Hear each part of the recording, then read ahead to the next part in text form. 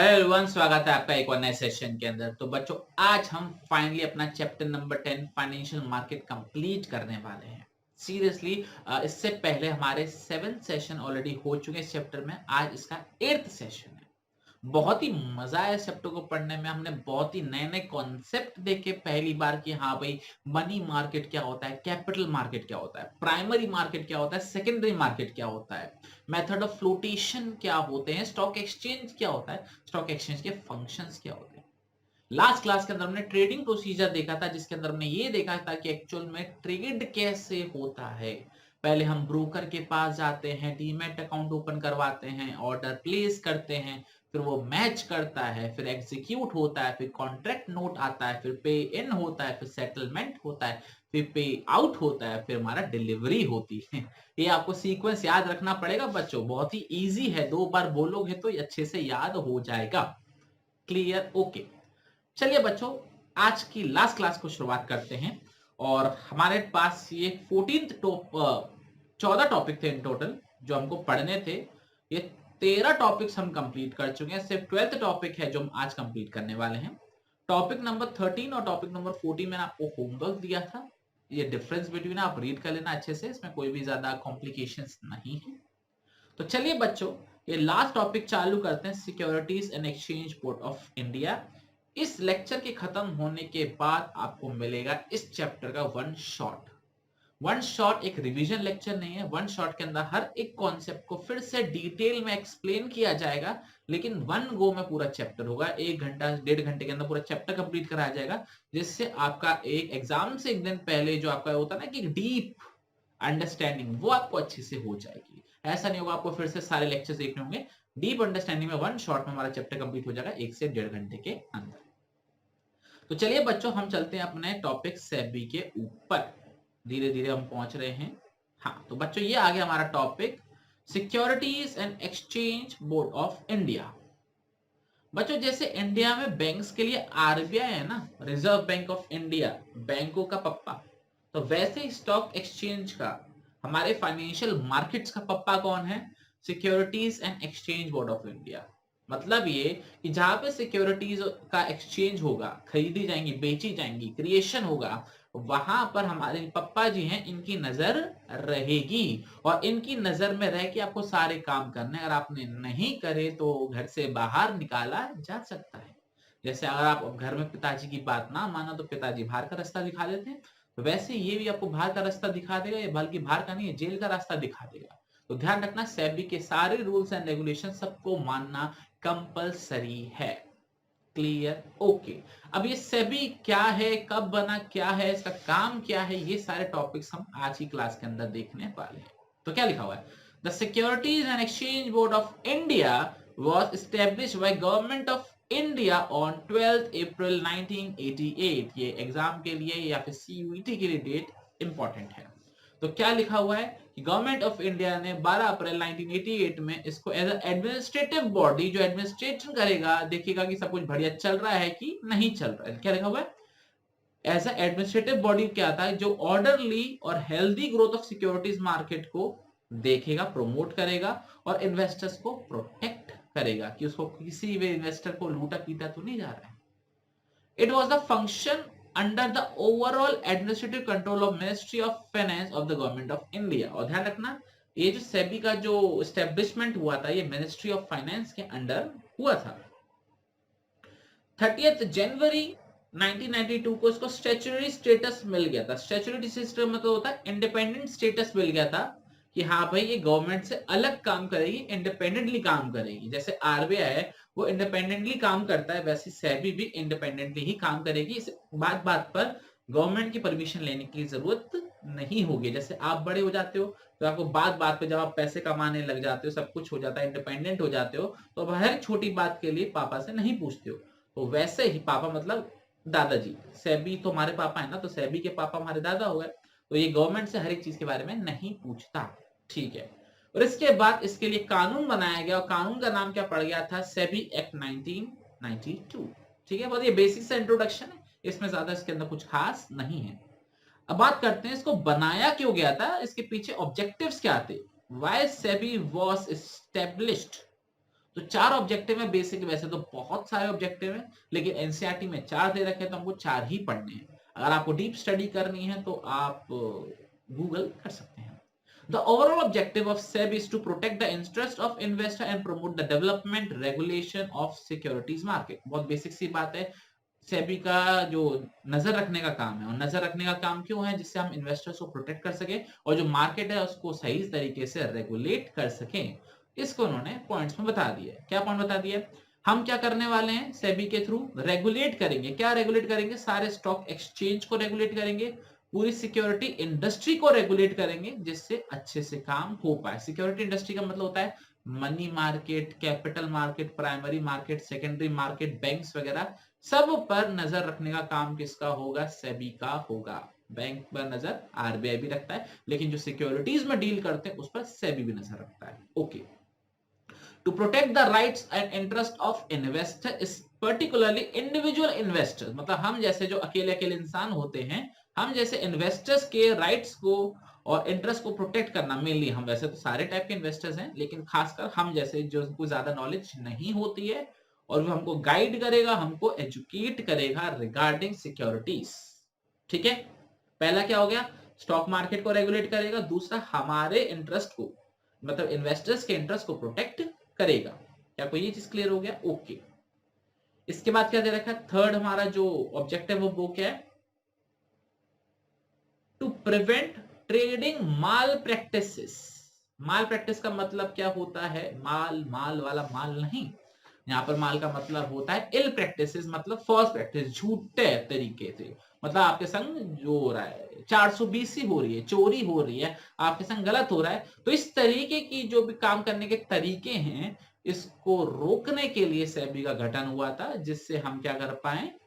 Regulation कर पाए। या तो रेगुलेशन खुद से लेकर आएंगे, खुद हम सारी अच्छे से बात मानेंगे, या फिर हमको कानून की बातें माननी पड़ेंगी। इस तरीके से हम उसको क्या करेंगे? प्रिवेंट करेंगे। क्या? कौन सी प्रैक्टिसेस? Trading malpractices. माल प्रैक्टिसेस का मतलब क्या होता है? आपका फॉल्स, गलत। ठीक है, ओके। आगे लिखा हुआ है to regulate and develop a code of conduct and fair practices by intermediaries. मतलब ये कि हम अपने जो इंटरमीडियरीज होते हैं, जो हमारे ब्रोकर्स होते हैं, मर्चेंट बैंकर्स होते हैं, इनके लिए हम रूल्स एंड रेगुलेशंस बनाएंगे। इनके लिए हम कोड ऑफ कंडक्ट बताएंगे कि आपको कैसे काम करना है, आपको कैसे बिहेव करना मार्केट के अंदर, जो कैसे तरीके से आपको इन्वेस्टर्स के इंटरेस्ट को प्रोटेक्ट करना है। तो मेरे लिए 4 ऑब्जेक्टिव्स है जिसके लिए सेबी का गठन हुआ था। पहला, हमारे इंडिविजुअल या फिर हमारे जितने भी इन्वेस्टर्स हैं, इनके राइट को प्रोटेक्ट करना, इनके इंटरेस्ट को प्रोटेक्ट करना। दूसरा, स्टॉक एक्सचेंज को रेगुलेट करना। तीसरा, जो माल प्रैक्टिसेस हैं, जो फॉल्स प्रैक्टिसेस, इसको प्रिवेंट करना। और चौथा, इंटरमीडियरीज के लिए code of conduct banana. Clear? कोई भी डाउट ऑब्जेक्टिव्स के अंदर किसी भी तरीके का? ओके, आगे बढ़ते हैं। अब बढ़ते हैं बच्चों फंक्शंस। अच्छा, एक बात हो बच्चों, ये सेबी का टॉपिक बहुत ही छोटा सा है, गौर से देखो तो ये सिर्फ एक पेज का टॉपिक है। अगर आपको यहाँ पे दिख रहा होगा, एक पेज का टॉपिक है, और 80% चांस है आपके एग्जाम में क्वेश्चन इसी पेज से आएगा। या तो आपके पास ऑब्जेक्टिव्स आ जाएंगे, या फिर आपके पास इन तीनों में से कोई भी फंक्शन आ जाएगा। पिछले 10 साल से मैं अगर मैं पढ़ा रहा हूं तो मेरे को एक्सपीरियंस है कि 10 में से 6 बार सेबी जरूर आया है। सीरियसली 6 बार सेबी जरूर आया है। तो इसलिए ध्यान रखना, ये बहुत ही इंपॉर्टेंट टॉपिक है, इसको आप बिल्कुल भी स्किप नहीं कर सकते हो। ओके, अब चलिए बच्चों बात करते हैं फंक्शंस ऑफ सेबी के बारे में। तो सेबी के मेनली 3 फंक्शंस होते हैं। पहला हमारा regulatory function, rules and regulation से रिलेटेड। दूसरा डेवलपमेंट फंक्शन, मतलब मार्केट को डेवलप करने से। और तीसरा प्रोटेक्टिव फंक्शन, मतलब बचाने से। किसको प्रोटेक्ट करना है वो हम धीरे धीरे पॉइंट्स में पढ़ेंगे। तो सबसे पहले बच्चों पढ़ते हैं हम रेगुलेटरी फंक्शंस कौन कौन से हैं। तो सबसे पहला क्या है? ये रेगुलेट में क्या करेगा? ब्रोकर्स को, सब ब्रोकर्स को रजिस्टर करेगा। ध्यान रखना, कोई भी ब्रोकर या कोई भी सब ब्रोकर बिना सेबी के संग रजिस्टर करवाए ऑपरेट नहीं कर सकता है। अगर ऑपरेट कर रहा है तो ये इलीगल है, जेल हो सकती है। क्लियर? ओके। दूसरा, जितनी भी इन्वेस्टमेंट स्कीम है या जितने भी म्यूचुअल फंड्स है, इन सबको किसके पास रजिस्ट्रेशन कराना पड़ेगा? सेबी के पास करवाना पड़ेगा। जितनी भी इन्वेस्टमेंट स्कीम्स आती हैं, जितने भी म्यूचुअल फंड्स ऑपरेट होते हैं, इन सबको किसके पास रजिस्टर करवाना है? सेबी के पास रजिस्टर करवाना है। तीसरा, regulation of stock brokers, portfolio exchange, underwriters, merchant bankers, मतलब जितने भी अलग अलग तरीके के हमारे स्टॉक ब्रोकर्स है, इन सब का रेगुलेशन, सबके रूल्स एंड रेगुलेशंस कौन बनाएगा? ये भी क्या बनाएगा? सेबी ही बनाएगा। क्या लिखा हुआ है? Regulation of stock brokers, portfolio exchange, underwriters, merchant banker. ऊपर लिखा हुआ था रजिस्टर भी उनके पास करवाना है, और यहाँ पे लिखा हुआ है रेगुलेशन, मतलब रूल्स वगैरह भी कौन बनाएगा? सेबी ही बनाएगा। तो तीन हो गए हमारे, ब्रोकर्स वगैरह को रजिस्टर करवाएगा, ब्रोकर्स वगैरह के रूल्स एंड रेगुलेशंस बनाएगा, और तीसरा जितने भी म्यूचुअल फंड, जितने भी इन्वेस्टमेंट स्कीम है, यहीं पर रजिस्टर करवाई जाएंगी। क्लियर? ओके। फोर्थ क्या दे रखा है? Regulation of takeover bids by companies. ये टेक ओवर बिड्स का मतलब क्या होता है? मतलब ये जैसे मान के चलो हम मार्केट में जाते हैं, शेयर्स को खरीदते बेचते हैं, तो ऐसा तो नहीं है कि हम इस कंपनी के इतने ज्यादा शेयर्स खरीद ले कि दूसरी कंपनी को टेक ओवर ही कर ले। अब मान के चलो कोई हमारी कंपनी खरीदने आया है, हम उससे बोलते हैं तू हमारी क्या कंपनी खरीद रहा है, तो अपनी कंपनी की वैल्यू बता, हम तेरी कंपनी खरीदने को राजी बैठे, बता तेरे शेयर की कीमत क्या है। तो ऐसे हम इलीगली दूसरी कंपनी को एक्वायर ना कर ले, खरीद ना ले अपने पैसे के बलबूते पे। तो इसलिए इन सब का भी रेगुलेशन कौन करता है? सेबी करता है। जैसे ऐसा ना हो कि मोनोपोली कर लो, जैसे अब मुकेश अंबानी जी के पास बहुत ज्यादा पैसा है, जैसे जेफ बेजोस के पास बहुत ज्यादा पैसा है, तो ऐसे कर सकते हैं ना, अपने पैसे के बलबूते किसी को भी खरीद सकते हैं। तो ऐसा नहीं होना चाहिए, वरना आप क्या वो अपने कंपटीशन को ही खत्म कर दोगे उसकी कंपनी को खरीद के, अब आपका एम्प्लॉय बन के रह जाएगा। तो ऐसा नहीं होने देते हैं, फेयरली करना है, फेयरली करो, लेकिन गलत तरीके से नहीं करना। तो इसके रूल्स एंड रेगुलेशन भी कौन बनाता है? सेबी बनाता है। तो चार फंक्शन हम अपने लिए देख लिए, अभी तीन और हैं, वो भी देख लेते हैं।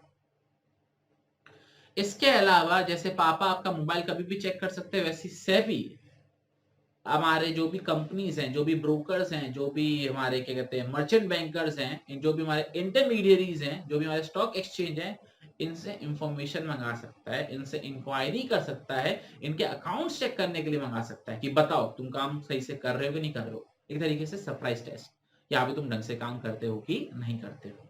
क्लियर? इसके अलावा वो किसी भी तरीके की फीस या फिर चार्जेस वगैरह लगा सकता है, जिससे rules and regulation easily follow. जैसे मान के चलो आपने कोई गलत काम कर दिया एज अ ब्रोकर, तो सेबी आप पर फाइन वगैरह, फी वगैरह लगा सकती है।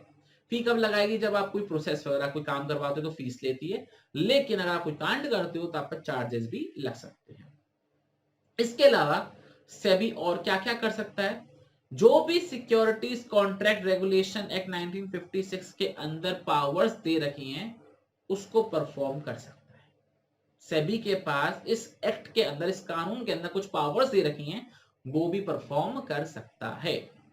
तो आई होप आपको बच्चों सारे के सारे 7 पॉइंट क्लियर हो गए होंगे। पहला, ब्रोकर्स वगैरह को रजिस्टर करवाना, ब्रोकर्स वगैरह रूल्स एंड रेगुलेशंस है। इसके अलावा सारे इन्वेस्टमेंट स्कीम, म्यूचुअल फंड्स को रजिस्ट्रेशन करवाना है। टेक ओवर बिड्स को रेगुलेट करता है, किसी भी तरीके की इंफॉर्मेशन मंगा सकता है, फीस वगैरह लगा सकता है, और जो भी कानून के अंदर ड्यूटीज दे रखी है उसको परफॉर्म कर सकता है। क्या आपको बच्चों ये चीज क्लियर है रेगुलेटरी फंक्शन के अंदर? ओके।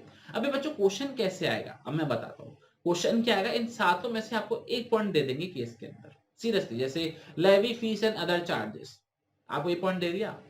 अब वो आपसे पूछेंगे कि सेबी ने अपना कौन सा फंक्शन परफॉर्म किया है, रेगुलेटरी, डेवलपमेंट या प्रोटेक्टिव। तो आपको बोलना पड़ेगा रेगुलेटरी। फिर बोलेगा जो आपने फंक्शन आइडेंटिफाई करा है उसके 3 और बताओ। तो आप ऐसे में 4 नंबर का क्वेश्चन बन जाएगा। तो ऐसे भी क्वेश्चन पूछा जाता है। आगे बढ़ते हैं। दूसरा हमारे काइंड के जो फंक्शन होते हैं वो कौन सा होता है? हमारा डेवलपमेंट फंक्शन। अब क्या है डेवलपमेंट फंक्शन, एक एक करके देखते हैं। पहला क्या है, जितने भी हमारे बिचौलिए हैं, ब्रोकर्स हैं, मर्चेंट बैंकर्स हैं, उनके लिए क्या करता है? ट्रेनिंग प्रोवाइड करता है। क्या करता है? उनके लिए ट्रेनिंग प्रोवाइड करता है, उनको बताता है कि कैसे काम करना है। दूसरा, वो रिसर्च करवा सकता है। आई रिपीट, क्या करवा सकता है? वो रिसर्च करवा सकता है, उसके बाद उस इंफॉर्मेशन को सबके लिए पब्लिश भी करवा सकता है। और तीसरा, कैपिटल मार्केट को डेवलप करने के लिए जितने भी मेजर्स, जितने भी स्टेप्स लेने होंगे, वो सारे स्टेप्स लेगा। पहला, इंटरमीडिएट्स को ट्रेन करेगा, दूसरा रिसर्च कंडक्ट करेगा, उसे पब्लिश करेगा, और तीसरा जो कुछ भी लगेगा मार्केट को डेवलप करने के लिए, उसके लिए वो मेजर्स या स्टेप्स लेगा। क्लियर? कोई भी डाउट? ओके। अब बच्चों बात करेंगे आज का लास्ट टॉपिक, उस चैप्टर का last topic, that is protective function. SEBI as protection क्या क्या करता है? तो सबसे पहले वो किसी भी तरह की फ्रॉडलेंट या फिर अनफेयर ट्रेड प्रैक्टिसेस को रोकता है। प्रोहिबिशन का मतलब होता है सख्त मना। तो ये क्या करता है? फ्रॉडलेंट मतलब झूठा, चोरी, धोखाधड़ी, या फिर अनफेयर मतलब जो कि फेयर नहीं है, जो भी नॉर्मल नहीं है, जो कि नॉर्म होनी नहीं चाहिए, ऐसी प्रैक्टिसेस को सख्त तौर पे मना करता है। जैसे मिसलीडिंग स्टेटमेंट। मिसलीडिंग स्टेटमेंट का मतलब होता है कि झूठी तारीफ कर देना, हमारी कंपनी ये, हमारी कंपनी वो, हम इतने करोड़ों का प्रॉफिट कमा रहे हैं, जिससे आपके शेयर्स की प्राइस बढ़ जाए, ऐसा नहीं होने देंगे। मैनिपुलेशन नहीं करने देंगे। Price rigging. प्राइस रिगिंग का मतलब होता है जबरदस्ती डिमांड क्रिएट करना जिससे आपके शेयर्स के प्राइस बढ़ जाए, या जबरदस्ती डिमांड कम करना जिससे आपकी शेयर्स की प्राइस कम हो जाए। तो जबरदस्ती तरीके से या फिर आर्टिफिशियल तरीके से प्राइस को ऊपर ले जाना, प्राइस को नीचे लेकर जाना भी एक जुर्म है। ये आपको नहीं करने दिया जाएगा। अगर आप करते हो, पकड़े जाते हो, तो आपको जेल हो सकती है। क्लियर? तो पहली चीज ये रोकी जाएगी। दूसरा, इनसाइडर ट्रेडिंग को कंट्रोल किया जाएगा और जो ये करने की कोशिश करेगा उस पर हैवी पेनल्टी लगाई जाएगी और जेल भी भेजा जा सकता है। अब इस बात आती है, सर ये इनसाइडर ट्रेडिंग का मतलब क्या होता है? तो बात समझा दो बच्चों। आपको पता है कि मार्केट के अंदर शेयर्स के प्राइस ऊपर नीचे बहुत होते हैं नहीं होते हैं? हाँ बिल्कुल होते हैं। अब कल को कोई कंपनी प्रॉफिट अनाउंस कर दे तो उस कंपनी के शेयर्स ऊपर बढ़ जाएंगे। कल को कंपनी कोई बोल देगी लॉस हो गया तो उसके कंपनी के शेयर्स नीचे गिर जाएंगे। अब मान के चलो मैं किसी कंपनी में एम्प्लॉय हूं और मुझे पता लग गया कि कंपनी में ना एक बहुत बड़ा फ्रॉड हुआ है और जिस वजह से कंपनी को बहुत ज्यादा नुकसान हो गया। ठीक है, क्या हो गया? बहुत बड़ा फ्रॉड हो गया, उससे बहुत बड़ा नुकसान हो गया। अब मुझे पता है कि मार्केट में, आई रिपीट, मार्केट के अंदर ये जो खबर है अगर चले गई तो शेयर्स की जो प्राइस है वो बहुत नीचे चले जाएंगे, है ना? बिल्कुल। तो मैंने अपने दोस्त को बोला कि सारे शेयर्स बेच दे, क्योंकि कल पता मार्केट में न्यूज आएगी कि शेयर्स जो हैं, जो कंपनी है धोखाधड़ी, बहुत नुकसान हुआ है, तो ऐसे केस में जो प्राइस है वो नीचे चले जाएगी। तो मेरे दोस्त ने सारे शेयर्स बेच दिए। तो ऐसे केस में क्या हुआ? मैंने एक इनसाइडर होकर उसे एक इंफॉर्मेशन दी जिससे मैंने उसका फायदा करवा दिया, है ना? ऑन द अदर हैंड मैं बोलूं कि कंपनी के पास गवर्नमेंट से बहुत बड़ा कॉन्ट्रैक्ट आया, 100 करोड़ का कॉन्ट्रैक्ट आया, लेकिन ये अनाउंस कल सुबह होगा, तो एक काम कर, तू पहले ही शेयर्स खरीद ले, क्योंकि ये अनाउंसमेंट आते शेयर्स के दाम जो है वो बहुत ज्यादा बढ़ जाएंगे, फिर उसको तू महंगे में बेच दियो। तो मैंने क्या किया? इनसाइडर इंफॉर्मेशन से उसका फायदा करवाया। पहले नुकसान से बचाया था, प्रॉफिट कमाया। तो ये क्या है? ये इनसाइडर ट्रेडिंग कहलाती है और ये एक फ्रॉडुलेंट एक्टिविटी मानी जाती है इंडिया के अंदर कि ये गलत इंफॉर्मेशन है, आप गलत तरीके से मार्केट के अंदर शेयर्स खरीद रहे, बेच रहे हो, और ये अलाउ नहीं किया जाएगा। और इस केस में बहुत हैवी पेनल्टी लगी, 3 टाइम्स पेनल्टी लगती। मतलब ये आपने 1 करोड़ कमाया होगा तो गवर्नमेंट आप पे लगाएगी, तो जो कोर्ट है या जो सेबी है वो आप 3 करोड़ की पेनल्टी लगाएगी। इतनी हैवी पेनल्टी है। तो इनसाइडर ट्रेडिंग हम नहीं होने देंगे। इसके अलावा इन्वेस्टर्स को प्रोटेक्ट करने के लिए हम कुछ स्टेप्स वगैरह उठाएंगे। ओके, कोई दिक्कत नहीं। इसके अलावा रूल्स एंड रेगुलेशंस और फेयर प्रैक्टिसेस को प्रमोट करेंगे कि आप सबसे बढ़िया तरीके से शेयर्स खरीदें, अपने एग्रीमेंट को अच्छे से पढ़ें, वगैरह वगैरह। वो आता नहीं है, एक अनाउंसमेंट आती है वो फास्टेस्ट वाली, mutual fund investment are subjected to market risk, please read the scheme related documents carefully before investing. तो ये क्या है? प्रमोट किया जा रहा है कि आप इस तरीके से पहले रूल्स एंड रेगुलेशंस पढ़ लो, उसके बाद ही आप क्या खरीदो? सिक्योरिटीज खरीदो, म्यूचुअल फंड में पैसा लगाओ। तो ये क्या प्रमोट किया जा रहा है कि हाँ भाई आप अच्छे से इन्वेस्ट करो, पढ़कर इन्वेस्ट करो। क्लियर? कोई भी डाउट इसके अंदर? ओके, तो आपको अच्छे से समझ में आ गया होगा हमारा सेबी क्या है, सेबी के ऑब्जेक्टिव्स क्या थे, और इन्हीं ऑब्जेक्टिव्स को हमने फंक्शन बना दिए। 3 टाइप के फंक्शन होते हैं, रेगुलेटरी, डेवलपमेंट और प्रोटेक्टिव। आई होप बच्चों को अच्छे से क्लियर हो गया होगा ये सेबी, और ये हमारा चैप्टर भी फाइनली कंप्लीट होता है। मैं पहले पेज पर आता हूं। हाँ, तो बच्चों ये सारे टॉपिक्स जो हैं वो हमने अच्छे से कंप्लीट कर लिए, सारे के सारे टॉपिक्स। ये ऑल 14 टॉपिक्स हमने अच्छे से कंप्लीट कर लिए। आई होप आपको समझ में आ रहा हो। तो चलिए बच्चों, आपसे मुलाकात करते हैं अगले सेशन के अंदर, जिसके अंदर हम एक नया चैप्टर स्टार्ट करेंगे और पढ़ाई को कंटिन्यू करेंगे। तब तक के लिए जय हिंद, जय भारत, बाय बाय।